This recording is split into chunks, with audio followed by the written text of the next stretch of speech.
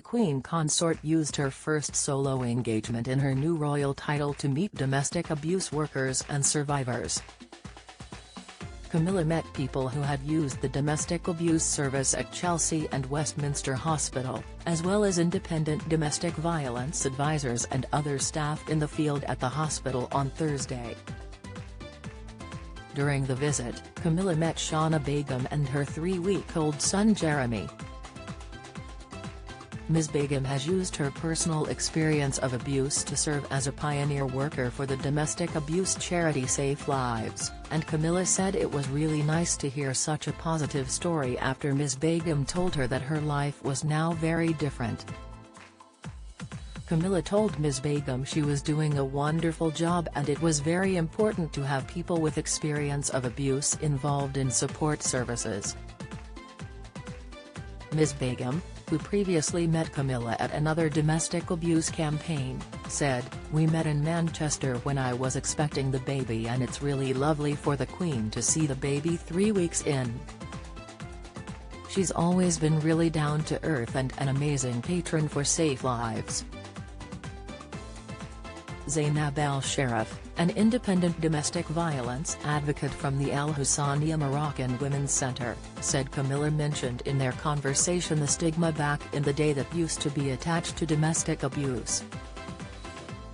Ms. El-Sharif said it was an honor that Camilla had chosen to make this her first solo engagement as Queen Consort, adding, "It's inspirational to know that someone from the royal family has taken a real interest in domestic abuse." Suzanne Jacob, chief executive of Safe Lives, said the visit would mean a huge amount to survivors of domestic abuse and people who are still in abusive relationships up and down the country and around the world. Ms. Jacob added, "People watch these royal visits so carefully and take a lot of symbolism from them, and making a choice like that is an extraordinary vote of confidence in how she feels about those individuals and the need for them to be safe."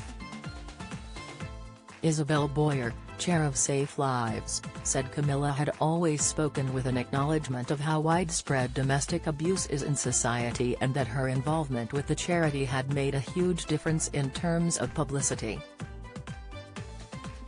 Chelsea and Westminster Hospital has a domestic abuse model which involves close partnership with specialist agencies standing together, victim support and Gallup to provide a coordinated community response.